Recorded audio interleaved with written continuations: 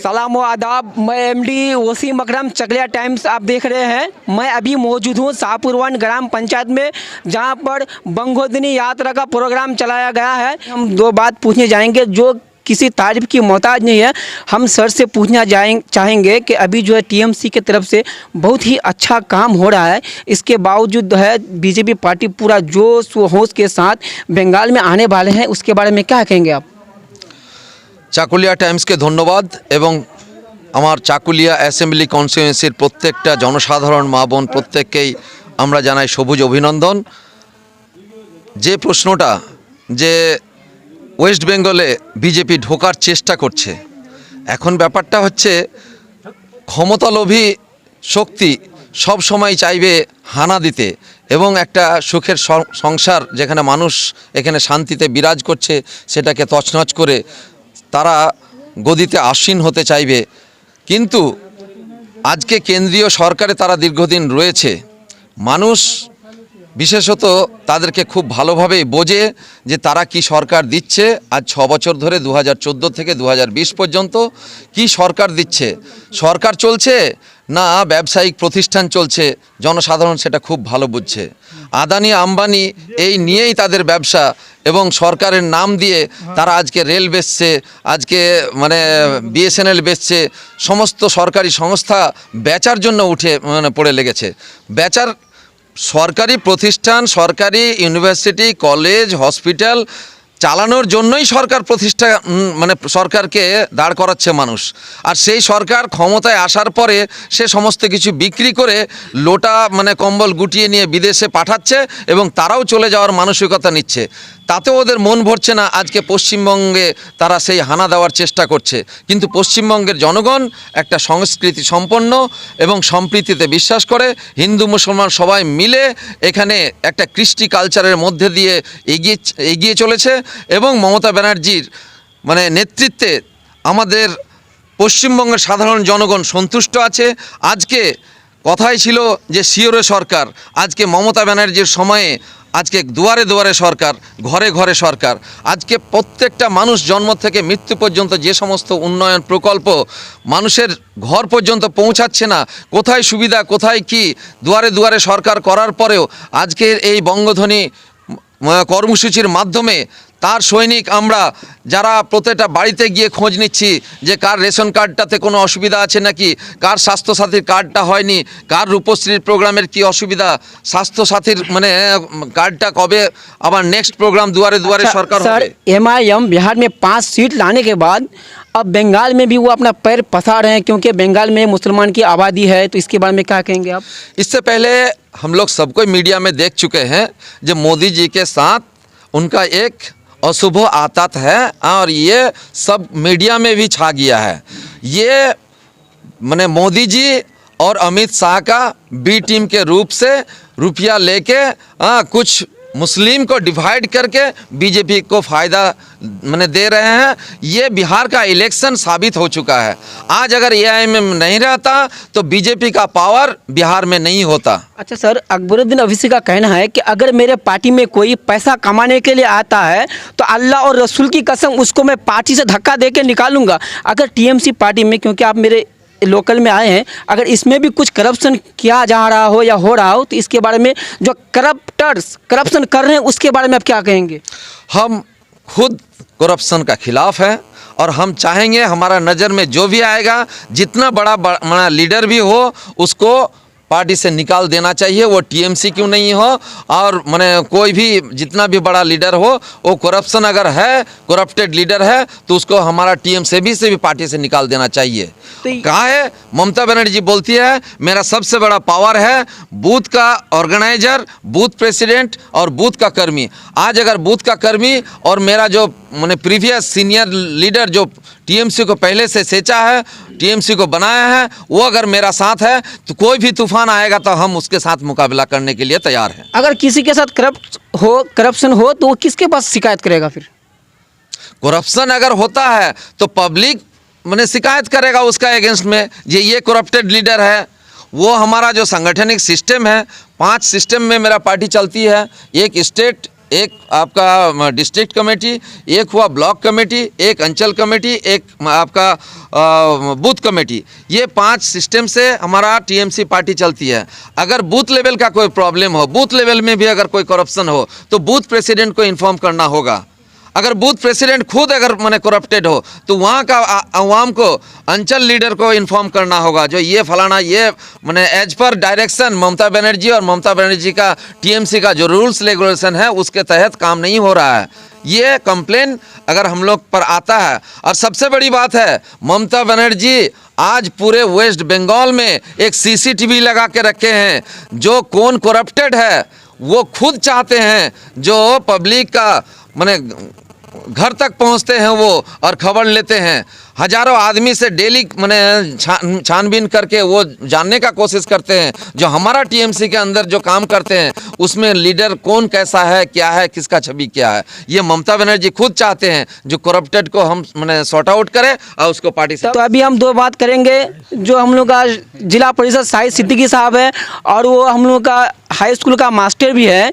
तो हम सर ये जानना चाहेंगे, जो दिल्ली का एजुकेशन मिनिस्टर है मनोज सिसोदिया, उसको चैलेंज किया गया था यूपी का एजुकेशन मिनिस्टर के जरिए कि वो एक बार आए, मेरा स्कूल को देख के किस तरह का इंतजाम है, किस तरह से पढ़ाई होता है। तो लेकिन बंगाल का जो एजुकेशन मिनिस्टर है तो अब तक तो कुछ पता नहीं चलता क्या कर रहे हैं।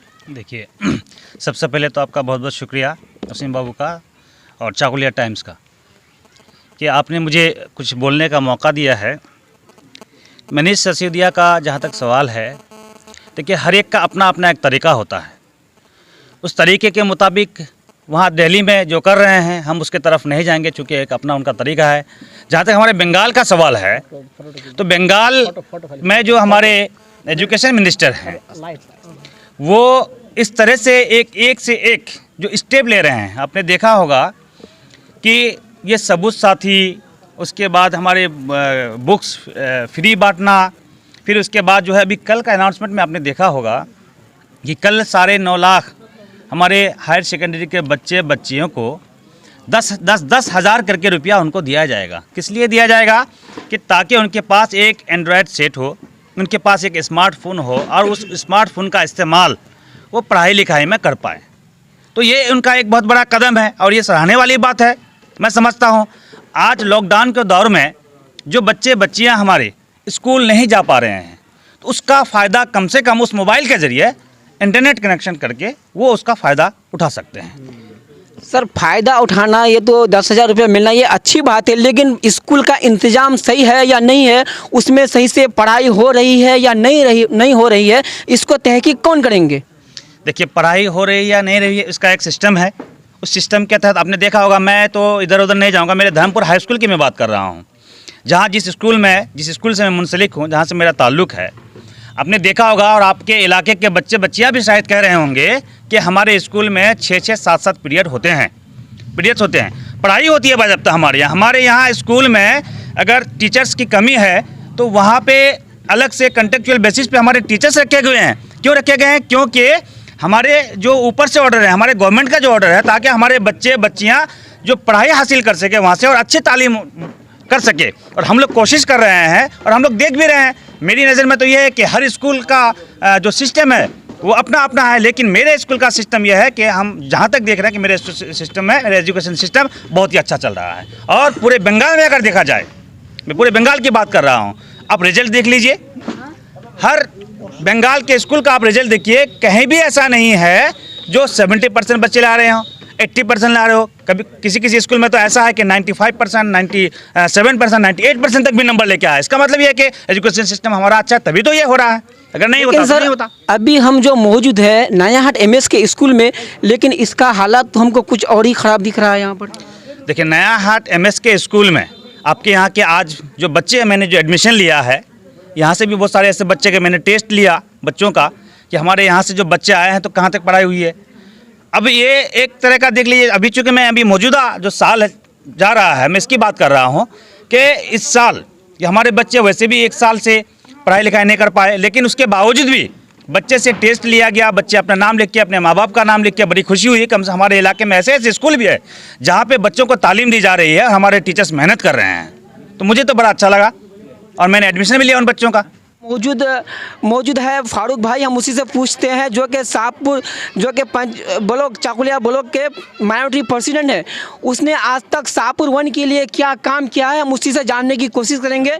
वही बताए कि आज तक आपने क्या काम किया है शाहपुर 1 के लिए। पहले तो मैं शुक्रिया चाकुलिया टाइम्स के करता हूँ। দেখুন এটা মোদি সরকার না যে যার বিয়ে হয়েছে তার বউ নাই, আর যাকে আমরা শুনেছি এতদিন ধরে চা বিক্রি করে তো তার দোকান নাই, আর পড়াশোনা করেছে তো ওকে বলা হচ্ছে সার্টিফিকেট নাই। এটা মমতা ব্যানার্জির সরকার, আগে কাজ করে পরে পলতে আসে। আজকে শাহপুর 1-এর প্রত্যেকটা গ্রামে কমপক্ষে যদি হাত তুলতে বলা হয় কমপক্ষে 3 থেকে 4 জন করে ওয়াকফ বোর্ডের টাকা পায়, যেখানটায় আছে ইমাম এবং মুয়াজ্জিনরা। এই এলাকায় যতগুলো এখন পর্যন্ত কবরস্থান হয়েছে এবং কবরস্থানের যে প্রাচীরগুলো হয়েছে সমস্তটাই কিন্তু মাইনরিটি ওয়াকফ বোর্ডের টাকা দিয়েই কিন্তু হয়েছে। এই এলাকায় যেটা আপনার মাইনরিটির হোস্টেল হয়েছে, যেখানে যারা পড়াশোনা করছে এই এলাকায় নাই করে কমপক্ষে প্রত্যেক বছর 100 থেকে 120 জন মাইনরিটির লোন পাচ্ছে, সেটা মাইনরিটির টাকা দিয়ে কিন্তু এই অঞ্চলের মধ্যে পাচ্ছে। আবার ধরুন যে এই অঞ্চলে যতগুলো কারবালার ময়দান আছে, যদি এখন পর্যন্ত বাধাই হয়ে না থাকে, যদি সেটা প্রাচীর দ্বারা না হয়ে থাকে, যদি বাদ থেকে থাকে, আপনারা যোগাযোগ করবেন, আমরা সেটাও করে দেওয়ার জন্য প্রতিজ্ঞাবদ্ধ। অর্থাৎ আমরা অন্যান্য সরকারের মতো নই যে আজকে শুধুমাত্র বলবো দিব করে কাজে আসবো বা ভোটে নেব, এরকম না। আগে আমরা করেছি, তারপর ভোট চাইতে এসেছি। বিজেপির সাথে আমাদের ফারাকটা একটাই, আগে আমরা কাজ পরে ভোট, আর ওদের কাজ হচ্ছে আগে ভোট পরে কাজ। অর্থাৎ আমরা এই দুর্নীতি মিথ্যা অভ্যস্ত না, আমরা কাজ করে তারপরে ভোট চাই।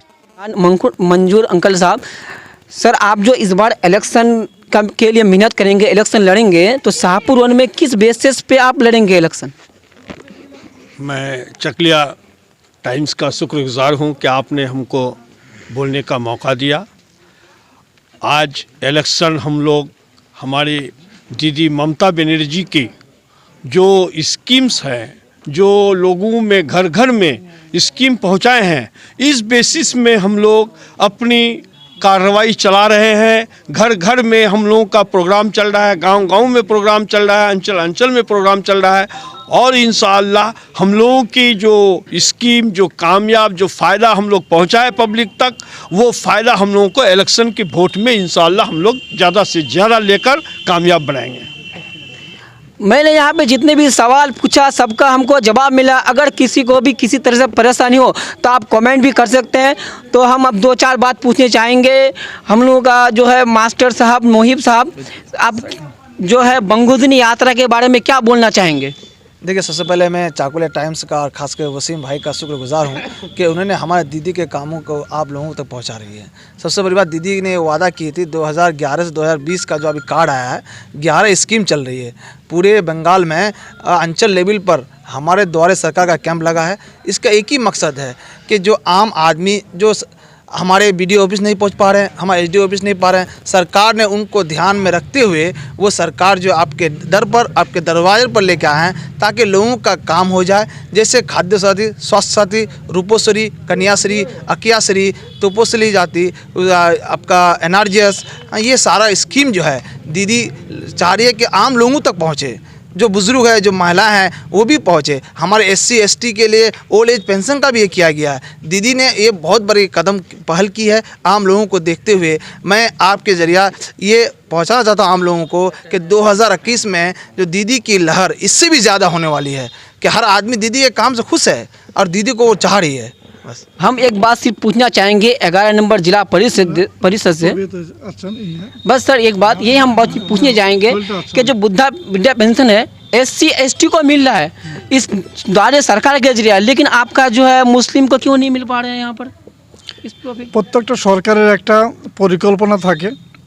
সরকারের পরিকল্পনা হিসাবে SC ST অর্থাৎ জয় বাংলা স্কিমে বৃদ্ধ ভাতা দেওয়া হচ্ছে। জয় বাংলা স্কিমে গভর্নমেন্ট এর আগেও জেনারেল হয়েছে। এর আগেই আমরা ব্লক পর্যায়ে পুরো ডিস্ট্রিক্ট আমরা 10,000-এর মতো করেছি, অর্থাৎ আমার ব্লকেও 1500 মতো আমরা জেনারেল করতে পেরেছি। আবার সরকারে আমাদের ভিতর সিদ্ধান্ত হয়েছে কিছুদিন পরে আমরা জেনারেল মনে হয় করতে পারবো। আর এটা যে SC ST আছে, এটা গভর্নমেন্টের একটা প্রজেক্টের কাজ চলতেছে, জয় বাংলা প্রজেক্ট। জয় বাংলার ভিতরে SC এবং ST হচ্ছে, জেনারেল হবে এবং অতীতে হয়েছে কিছুদিন আগেই 1500 আমরা করতে পেরেছি। आपका शुक्रिया चकलिया टाइम देने के लिए।